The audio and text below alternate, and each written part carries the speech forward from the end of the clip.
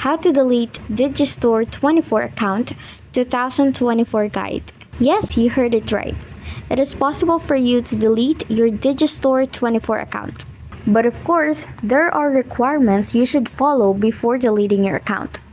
One is to not have any outstanding balances, and two is there should be no active products or subscriptions.